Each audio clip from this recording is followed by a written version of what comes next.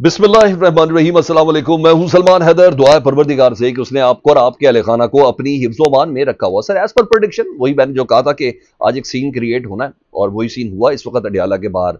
और अब ताकतवरों से शायद इसके अलावा एक्सपेक्टेशन भी कोई नहीं रखी जा सकती। वो शायद समझ रहे हैं कि कुछ इससे कोई बेहतर हल हो, लेकिन बहरहाल गलती फिर एक बार हो रही है। शायद उसको समझने के ये हमारी अथॉरिटी है, लेकिन जिस तरीके से जो इस वक्त हो रहा है, ज़ाहिर है नवंबर के महीने में कम अज़ कम इमरान खान साहब से मुलाकात ना उनकी फैमिली की होगी, ना ही उनके किसी वकील से मुलाकात होगी, चाहे जितने मर्जी कोर्ट आर्डर हो। वह सलमान अकरम राजा सुबह के सुप्रीम कोर्ट में भी हैं, वहाँ भी दरखास्त दे चुके हैं कि जी इस्लामाबाद हाई कोर्ट के फैसले की कोई 2% की हैसियत नहीं, सर आप ही थोड़ा सा ज़रा फोर्स कर लें। लेकिन बहरहाल इस वक्त तो सब जजेस भी खुद अपनी समातों के दौरान बता रहे हैं कि उनके फैसलों की क्या हैसियत और उनकी अदालत में क्या हैसियत है और उनकी एज अ जज अब क्या हैसियत रहेगी है 27वीं आईनी तरमीम के बाद। लेकिन जो इस वक्त मंजर है ना, वो बहुत ही मुख्तलिफ और बहुत ही तकलीफ दे है।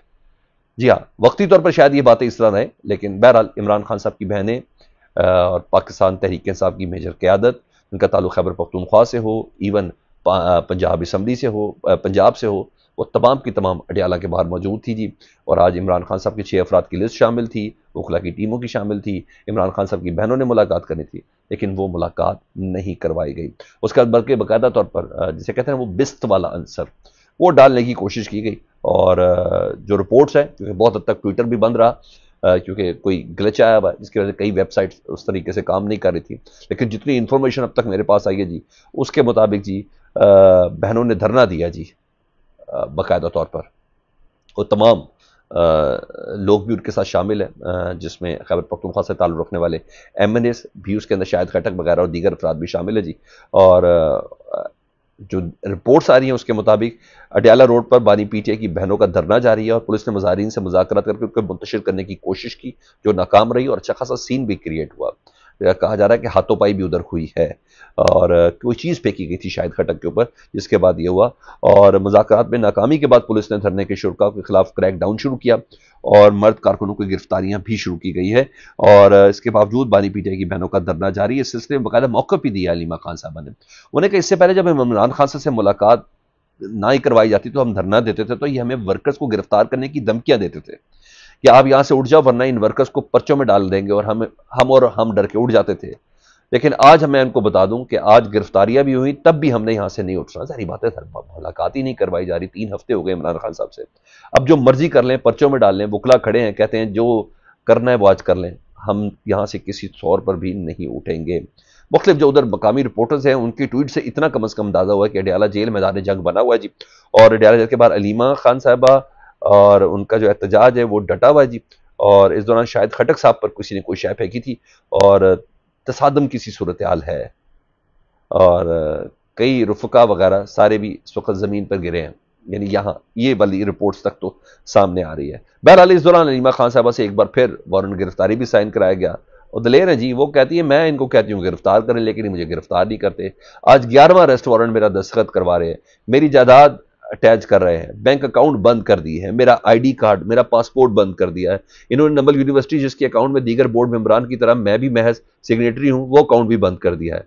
अडियाला के बाहर अरेस्ट वारंट उन्होंने कहा मेरे से साइन करवाए, जितने मर्जी करा लें, कि मुझे गिरफ्तार क्यों नहीं करे ये मुझे समझ नहीं आ रहा।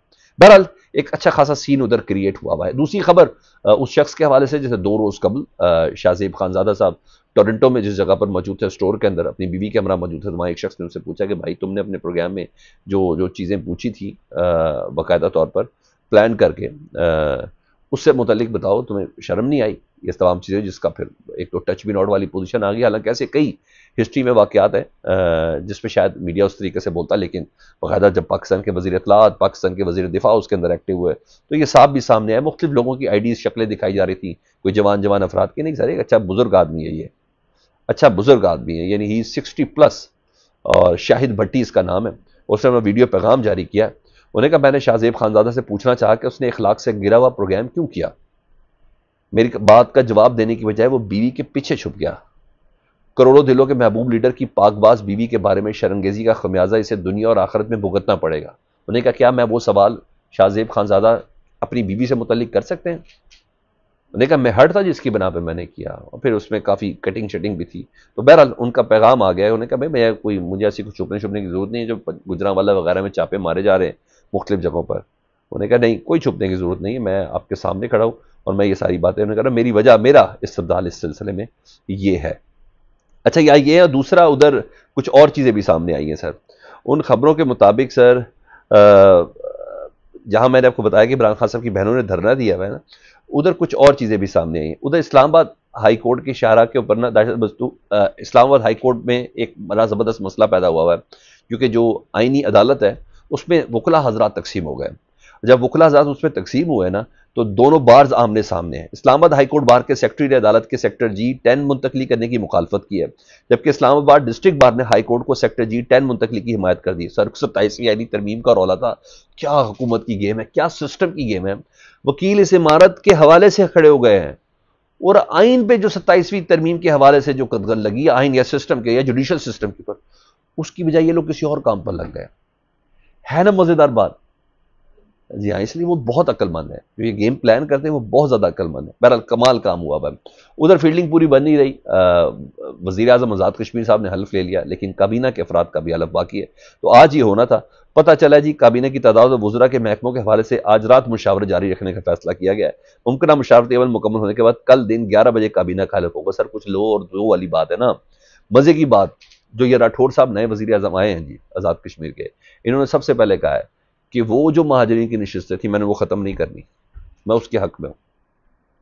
اب جو کشمیر یکجہتی کونسل تھی جنہوں نے احتجاج کیا تھا, جس کی بنا پر سگنیٹری تھی, لکھ کے دیا تھا, اب ان کو دوبارہ پرووک کرنے والی بات ہے, جس میں ان کی بھی کچھ افراد دنیا سے پردہ کر گئے. سیکورٹی اہلکاروں کو بھی زخمی کیا گیا. ایک بڑا اچھا خاصا بڑا پروٹیسٹ تھا اور کہا گیا تھا کہ یہ بہت بڑی کامیابی ہے, لیکن اس میں یہ وزیر اعظم ہے. تو میرا خیال ہے کہ ان کو بھی ایک ٹارگٹ ملا ہوا ہے, اور کشمیر کے حوالے سے بھی, آزاد کشمیر کے حوالے سے بھی ایک نیا ایجیٹیشن یا جلسہ یا ریلی یا جو کچھ بھی ہے یا لانگ مارچ وہ کم از کم تیار ہے. رہی بات حلف برداری کی تقریب کے, تو سر وہی وزیر ہے جو 3 سال میں 4 وزیر اعظم بدلے نا, سارے افراد وہی ہیں.